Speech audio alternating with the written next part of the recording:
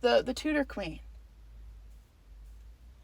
They did more in the 40 to 60 years that they reigned than some of their fathers and uncles and grandfathers had in 20 years.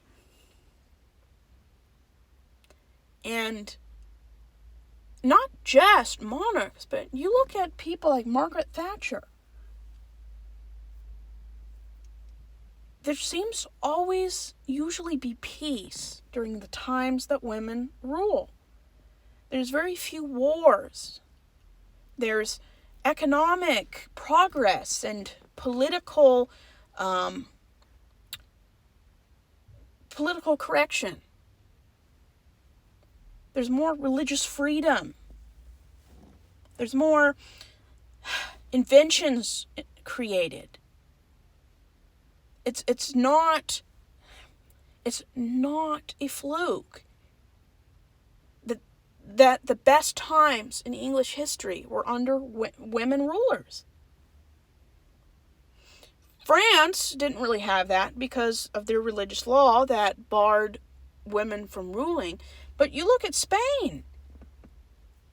I mean, every year during Columbus Day, we celebrate a holiday, even though it's a racist holiday. America, and especially Columbus, was funded by a sovereign queen, Isabella. Even though she persecuted and set people on fire for not being Catholic, she still is considered the most famous female monarch in Spanish history, even though the name Spain didn't exist back then. They were principalities. You look at countries that have selected or somehow gotten a female leader due to a male heir not existing at the time. You get the best leaders of the 18th and 19th century. And we need to get over the fact or the idea that a man is a great leader based on his anatomy. You look at history, Stalin, Lenin, Hitler. Most of the communistic and fascist leaders of the 19th, 20th, and 21st century were 99% men. Because when women rule, there's consistency in history that there's prosperity, peace, and economic, racial, and religious progression. I mean, you look at countries that have female queens right now. Why Elizabeth II before she died? Why her country was one of the most powerful countries, even though it's a constitutional monarchy? Because she ruled for about 70 years.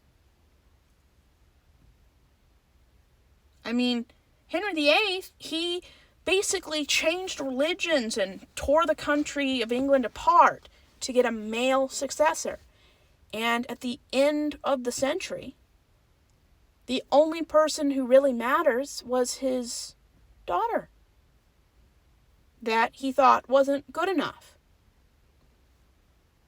There has probably been 5 times as many bad male leaders as female ones.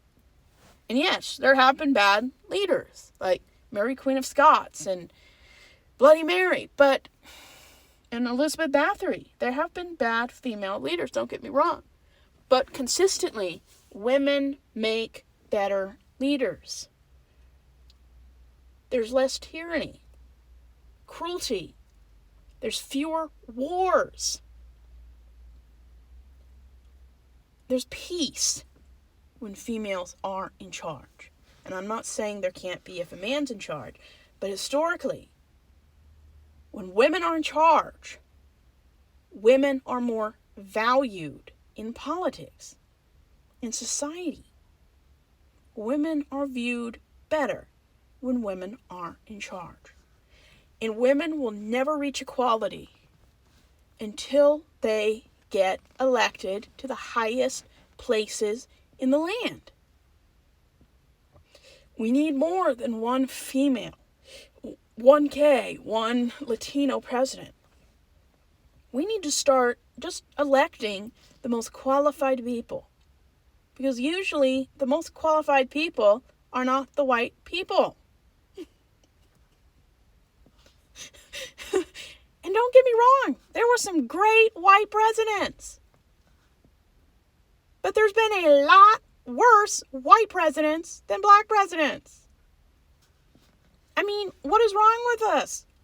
We would rather take and elect the worst form of a man imaginable than a woman who has been a vice president for at least 4 years, who has never committed a felony that they've been convicted of, never set eyes on people, and may not have been right, but at least they had dignity and much more integrity than Trump has ever faked. I mean, why do you think that when you turn on the news and some fundamentalist person is talking, who for some reason they know Trump and they don't like women?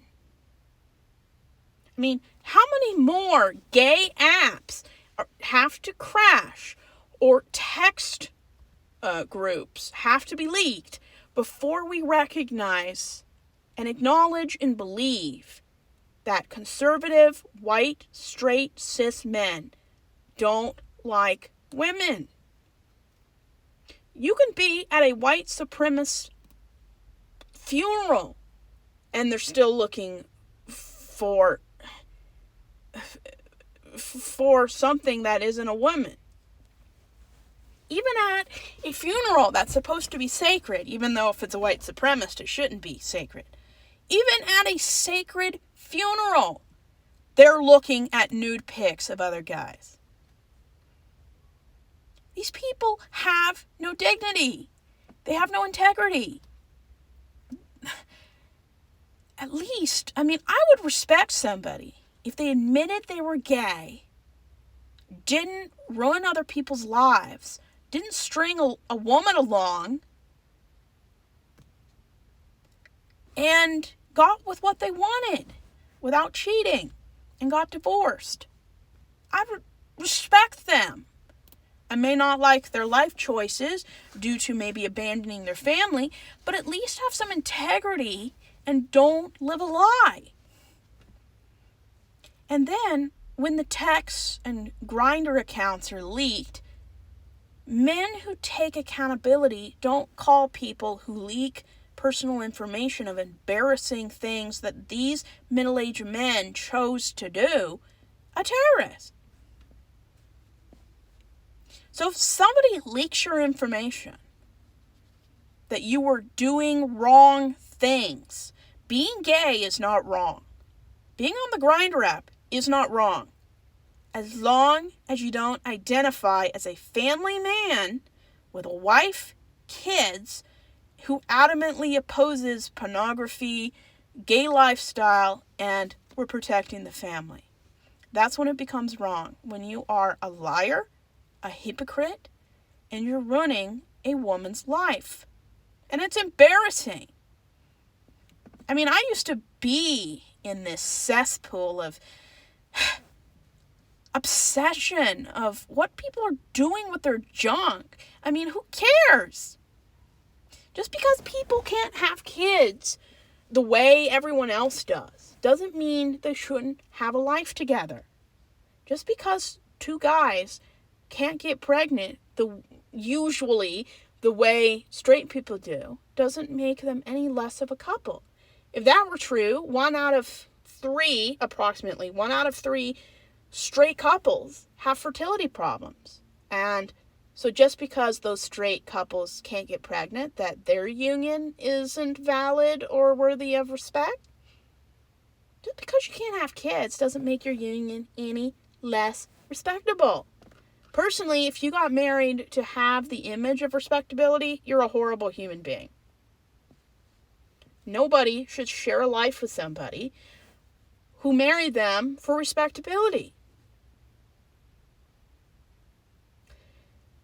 But as long as the church views women with contempt, and them not coming out and just saying that makes it worse.